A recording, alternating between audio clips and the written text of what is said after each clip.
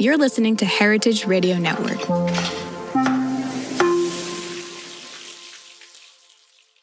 Hearst Ranch is a proud sponsor of the Heritage Radio Network. Learn more about Hearst Ranch at HearstRanch.com.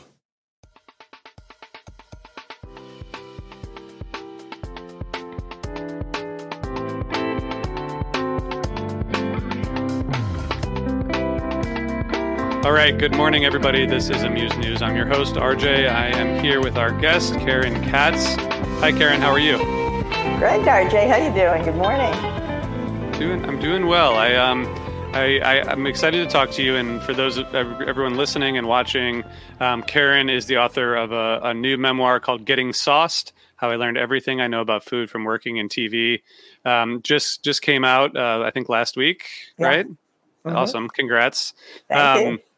And it's interesting because you have this career that I think did not originate in food, but ended up being extremely centered in food. But which I want to talk to you about some of that. But I guess tell us, how did you make it to? I know I've read that you had like really no culinary background. How did you get your start working in food media or food TV? Like what's the story there? Well, back in the day when Food Network was just, developing, they had on their staff, really, they only had culinary people. They had cooks and, backstage people who wrote for magazines, but they really didn't have anybody who had television experience. So the shows were, at the time, they were called dump and stir shows. Really, it's just the chef behind the counter and making food. And they were very, very simple. There was no Iron Chef back then. There's nothing. So when Emeril Live came to be, that's a real TV production. It has an audience, multi-cameras, all of that. And I wish I could say I originated the show, but I didn't. It was on for a year before I got there. But there were a lot of problems backstage because no one had the right experience. So I had known the head of programming from other work. So she called me in and I said, I didn't really want the job because at the time, cooking wasn't cool, cooking shows. I thought it was like the kiss of death to my career. But and what had you done? What had you done up to that time? So were you working on like news shows or like not news, but I did a lot of documentary work. I did a lot of children's television. I mean, I was a freelance producer, so I would go where the work goes. And to me, this was just another job. I do it, I'll do it 6 months. We'll see how it goes. And those 6 months turned into 13 years. Who knew, that it was going to be so successful. So. So basically they brought me on as a TV person because they had plenty of culinary people. And then I learned. I mean, I literally got a culinary education by working with all these chefs, working with the team, the culinary team. And you can't not learn by being, but I think I had a very unique way of learning how to cook from sitting in a control room. So that's really part of what my story is about, is how someone with so little experience really learned how to cook literally by watching TV. That's crazy. So what was it like in terms of a workplace at that time? You said there weren't a lot of TV people. Like what did you have to do when you started to kind of get things to a place where you thought it was, where a TV show should be? Right. Well, I had to train a lot of my staff about, just the process of how you do TV, rundowns and all kinds of, kind of boring technical stuff that you need. But there's a lot that they needed to learn. And, some people just, there was very young staff, a very immature staff. So we did a little house cleaning, we kind of finally trained everybody, got the right people in the right positions. And, it became like a well-oiled machine. I mean, when I started there, we would do 3 one-hour shows a day with different audiences. And it was insane. I mean, it was just brutal. And eventually I got the network to at least go down to 2 a day, which was a little bit more, manageable. But we did 90 shows a year. And, we did them in little pieces, 10 at a time, because, Emeril, could only give us about a week a month because he had this whole other empire to run. So we had to kind of work around him. But it really got to a point where everybody knew what they had to do. And, so they did it. What were you learning? Like, what were some of the first lessons you learned food wise that you remember? Well, it's funny. It seems so simple, but first of all, I thought I was an okay cook, but I really wasn't. I never read recipes. I didn't have any knife skills, none of that stuff. And the simplest things that I learned was, Emeril always had the 7 Ps, proper planning prevents poor performance. And basically it was, get your ingredients ready, chop everything in advance, make sure you have all the ingredients, read the recipe. You don't want to get to a point where you're having guests over in an hour and you found out, needs to marinate for 24 hours. So, really just simple things.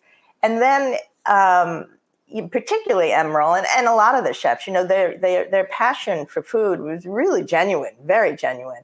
And they were great teachers and they wanted you to learn and they wanted you to experiment. So not just me, but the entire crew really got into food.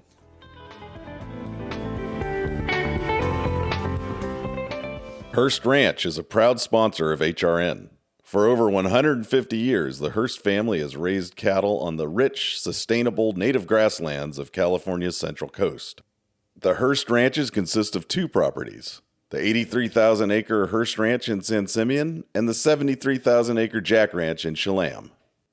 Hearst Ranch beef is 100% grass-fed and always hormone and antibiotic-free, produced from free-ranging and all-natural cattle.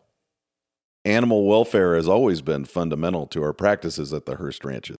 Our cattle live a completely natural existence as foragers and grazers, enhancing a complex and balanced mosaic of native grasslands, which in turn maintains the vigor and distribution of these habitats, thus ensuring a sustainable food system. Hearst Ranch is the nation's largest single-source provider of grass-fed, focusing on seasonal deliveries of Hearst Ranch beef to select Whole Foods Market locations in Southern California. Additionally, the San Luis Obispo Whole Foods Market features a full line of Hearst Ranch beef in the fresh meat case year-round. We invite you to learn more about our history, heritage, and our commitment to producing the finest grass-fed beef found anywhere at HearstRanch.com. So were any of these I know that you had Julia Child and Bobby Flay and Martha Stewart and probably every other, culinary personality we can think of on the show. Did anyone come on before you really knew what you were doing? And did you have any disasters in terms of, trying to deal with someone famous who, things were still getting worked out? Fortunately, no. I mean, okay. There were enough culinary people around that, to cover me on that front. We had a good team, so I got lucky.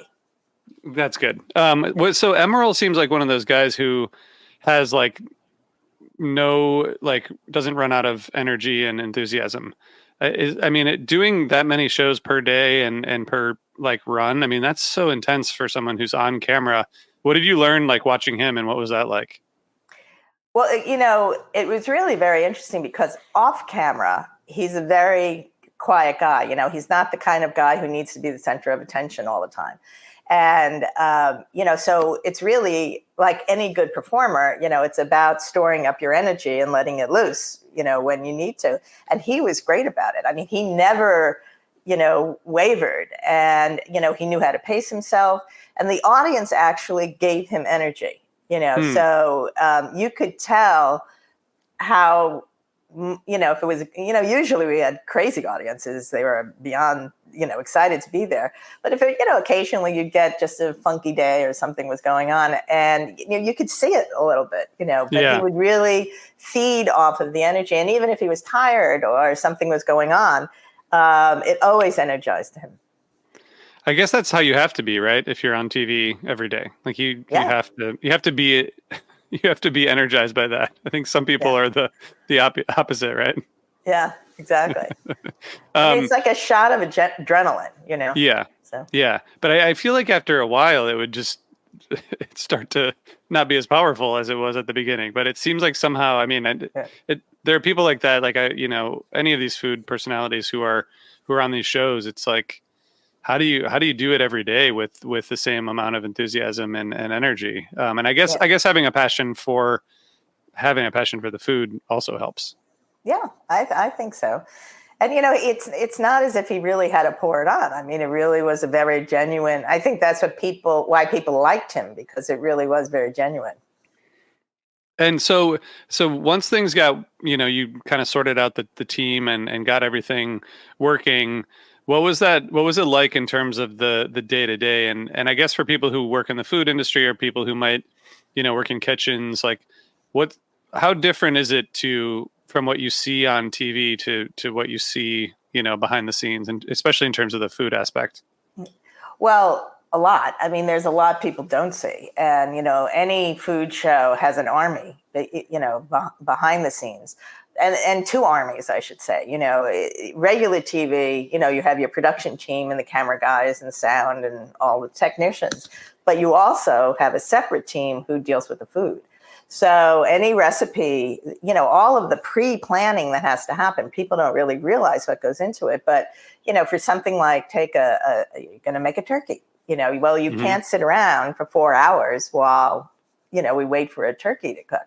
So we get a recipe from the chef.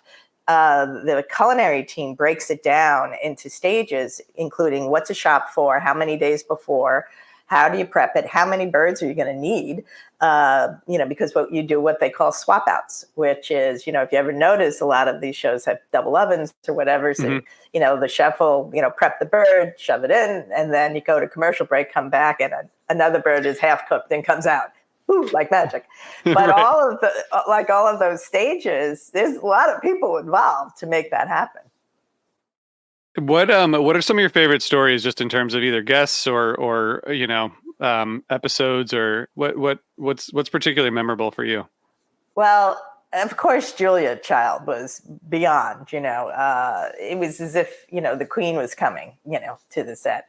And, it was later in her life, but she still had that lurching voice, and she was wonderful. But she really wanted nothing to do with us production people. All she wanted to do was meet the people back in the back, the kitchen staff, all the cooks. And she did. She talked to each and every one of them. And it was really a very, very special day.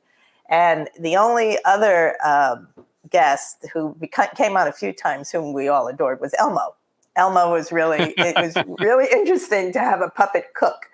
So that was fun. So we had a lot of great guests. I feel like Elmo, like that's a pretty different kind of prep. Yes, it was, right? We had to stick a spoon, with Velcro to his hand, so he could stir, it's funny. How did this change your perspective on food? This job? Oh, it 180 degrees. I mean, first of all, it made me fearless. It made me realize that I could try anything. I can attempt anything. I can't say they're always successful, but I'll get a cookbook, or I'll get something or I'll have something in a restaurant. And I'll, just the other night we were out and we had this kind of whipped ricotta thing to dip with the bread, which was delicious. And I thought, and I really paid attention to what it was. And I went on the internet and looked for a couple of different recipes for it, and I kind of duplicated it. But it just gets you interested in what you're eating, how you're eating. Emeril always was about food of love. And it really is. When you make dinner for someone or guests or when we entertain, it's very satisfying. And I actually use cooking as a way to relieve stress, because, whatever's going on with work or whatever other things, I find it very relaxing. So in many ways, it's really changed everything. That's great. Thanks for sharing that. Were there any huge disasters you had to deal with, either backstage or live? Anything like that sticks out as a, actual fire or a proverbial fire? Right. Well, there's a kind of running theme in the book about my mother, in that she actually could control the weather. And when we would go on location and shoot outside, it was terrifying, because if it rained, you're totally screwed. And we had a number of shows where it was threatening, and, it really should have been pouring, but, she watched her Weather Channel, and she, kind of did whatever she does with the front. And so she kind of became known as like the weather goddess for the shows. But one time we were doing something on a Circle Line around New York, and Emeril was cooking or whatever. And I called my mom, and, because the weather forecast wasn't great. And she said, well, you have to start at 6:00. If you start after 6:00, you're going to be in trouble. And I did start after. I started at 6:10. And the last act of the show, we got through the whole thing, it poured. And because I didn't listen to her. And we had to wait. And it was horrible, because everything was just about there, but we had to wait for like 3 hours before the storm, and then we had to dry everything off. I mean, it was awful. Everybody was cranky. That was a bad day. That was a bad day. And so listen to your mother. That's, yeah, I was gonna say that's the lesson. Were there a lot of on-site? I mean, it sounds like you had pretty good luck with that aspect, because that seems like that's a real gamble. Yeah, we got so lucky so many times. The first big show we did was in Chicago at the Taste of Chicago. And it was a huge cooking concert that had never been done before in the Petrillo Band show area. And it's like in Grant Park. And that's like doing it in Central Park. And we didn't know if people would show. There was a big space. And we had about 10,000 people came. And it was one of those horrible, sticky nights, with the humidity was really high. And same thing, Mom was in charge. And you could hear the thunder coming over the lake. And it was great. But it held the whole time. And literally when we went to black and he said goodbye, it poured. So, so we just got lucky. Wow. So I guess one thing I haven't asked yet is just what inspired you to do the book at this point? Well, I had the idea for it years ago, and I like to write. I've been telling stories my whole life. And because of COVID, there was not a lot of work going on, and I finally got serious about it. And, I would always go to parties, and when people would find out what I did, they always were fascinated by some of the backstage stories. So I thought, it's a fun romp. It's not just about Emeril and Food Network, but it's also my journey through food, my childhood, how I started, how my mother couldn't cook anything. And it's really a journey about how a nice girl from Long Island kind of finds her way into 3-star Michelin chefs' kitchens, And it's a fun story. And the behind, I think people like the behind the scenes stuff that goes on, and it's I'm really proud of it. I really feel good about it. That's great. Well, congrats. And what can you leave us with? I know you mentioned one of Emeril's kind of pearls of wisdom in terms of kind of being prepared. What else did you learn from him, or what are a couple of the other lessons that you learned from him, being such a prolific person? Well, he was really good at, don't sweat the small stuff. And I am the kind of person who sweats the small stuff, but he, was very good at kind of looking at the broad view of things and knowing what's important, what isn't. And that was a good lesson to learn. That is great. I appreciate that. Well, I'm hoping that people check out the book. We'll put a link in the show notes, of course. The book is called Getting Sauced. And Karen, thanks for taking a few minutes. Oh, look at that. We have a picture for those of you watching. If you're listening, it's exciting. I'm excited to hear more and to check out the book. So thank you for taking the time, and everyone listening, thanks for tuning in. We'll be back early next week, but thank you. Thanks, Karen. Thanks. It was great chatting. Take care.